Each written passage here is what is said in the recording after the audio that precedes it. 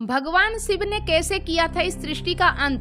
मित्रों, सनातन धर्म की मान्यता के अनुसार ब्रह्मा जन्म, विष्णु पालन और शिव संहार के देवता हैं और सारी सृष्टि इन्हीं के द्वारा संचालित होती है। जब जब पृथ्वी पर कोई संकट आता है तो भगवान अवतार लेकर उस संकट को दूर करते आए हैं। गीता के चौथे अध्याय के एक श्लोक में भगवान कृष्ण खुद कहते हैं कि हे भारत, जब जब धर्म की हानि होने लगती है और अधर्म बढ़ने लगता है तब तब मैं स्वयं की रचना करता हूँ, अर्थात जन्म लेता हूँ। मानव की रक्षा, दुष्टों के विनाश और धर्म की पुनः स्थापना के लिए मैं अलग अलग युगों में अवतरित होता हूँ। दोस्तों, अब भगवान शिव ने सृष्टि का अंत क्यों किया, इस सवाल का उत्तर जानने से पहले ये जानना होगा कि आखिर सृष्टि का अंत करने की जरूरत क्यों आई। तो पौराणिक कथा के अनुसार एक बार सृष्टि रचयिता ब्रह्मा जी ने 4 वेदों ऋग्वेद, यजुर्वेद, सामवेद और अथर्ववेद का निर्माण किया। ब्रह्मदेव के निद्रा मग्न होने के बाद हैग्रीवासुर नाम का एक दैत्य वेदों को चुराकर ले गया, जिससे संसार में पाप और अधर्म छा गया। ब्रह्मदेव जब निद्रा से जागे तो उन्होंने पाया वेदों को हैग्रीवासुर चुरा ले गया है। उन्होंने ये बात भगवान विष्णु को बताई और उनसे सहायता मांगी, जिसके बाद हैग्रीव का वध करने के लिए भगवान विष्णु ने मत्स्य अवतार लिया।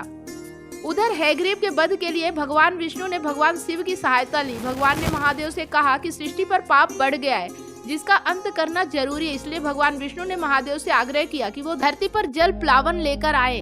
भगवान विष्णु के इस आग्रह को भगवान शिव ने मान लिया, लेकिन अब समस्या ये थी कि नवजीवन को दिशा देने के लिए किसी का जीवित रहना जरूरी था और इस कार्य के लिए भगवान विष्णु ने राजा मनु और उनकी अर्धांगिनी शतरूपा को चिन्हित किया।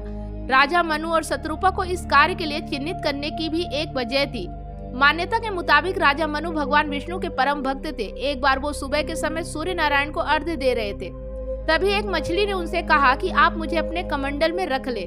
दया और धर्म के अनुसार इस राजा ने मछली को अपने कमंडल में ले लिया और घर की ओर निकले। पहुंचते तक वो मत्स्य उस कमंडल के आकार की हो गई। राजा ने फिर मत्स्य को दूसरे पात्र में रखा और वो मत्स्य उसी पात्र के आकार की हो गई। अंत में राजा ने मत्स्य को समुद्र में वापस डाल दिया, जिसके बाद मत्स्य ने पूरे समुद्र को ही ढक लिया। राजा मनु आश्चर्य में पड़ गए, जिसके बाद उस सुनहरी रंग की मछली ने अपने दिव्य पहचान उजागर की। दरअसल दोस्तों, ये मत्स्य कोई और नहीं बल्कि भगवान विष्णु का ही अवतार था, जिससे हैग्रीव का वध होना था। भगवान विष्णु के मत्स्य अवतार ने अपने भक्त को सूचित किया कि आज से ठीक 7वें दिन जल प्रलय आएगी, तत्पश्चात विश्व का नया सृजन होगा। भगवान ने राजा मनु को एक ऐसी नौका बनाने को कहा जिसमें वो सभी जड़ी बूटियों, बीज, पशु और सप्त ऋषियों को रखे, ताकि नव जीवन को इन सभी चीजों की प्राप्ति हो सके। उन्होंने मनु से खुद इस नौका को संचालित करने के लिए कहा। उन्होंने मनु को ये आश्वासन भी दिया कि वो खुद इस नौका को जल प्रलय से बचाएंगे। भगवान विष्णु की आज्ञा का पालन करते हुए राजा मनु अपनी पत्नी के साथ मिलकर नौका का निर्माण करने लगे। वहीं 7वें दिन भगवान शिव ने माँ पार्वती की सहायता से अर्धनारीश्वर लिया, जिसके बाद देखते ही देखते सृष्टि से जल प्रलय आ गई। इसके बाद मत्स्य का अवतार लेकर भगवान विष्णु समुद्र के भीतर गए, जहां उन्होंने पहले हैग्रीव के पहरेदारों को मारा और फिर हैग्रीव का भी वध कर दिया। इसके बाद भगवान विष्णु वेदों को अपने मुंह में रखकर समुद्र से बाहर ले आए और जिन्हें उन्होंने ब्रह्मा जी को सौंप दिए। मित्रों, ऐसी मान्यता है कि इस जल प्रलय के बाद इस संसार से जीवन का अंत हो गया था। सिर्फ राजा मनु, उनकी पत्नी शतरूपा और सप्त ऋषि ही थे जो इस प्रलय से जीवित बचे और भगवान से मिले वेद के ज्ञान के बाद राजा मनु वैवस्वत मनु कहलाए।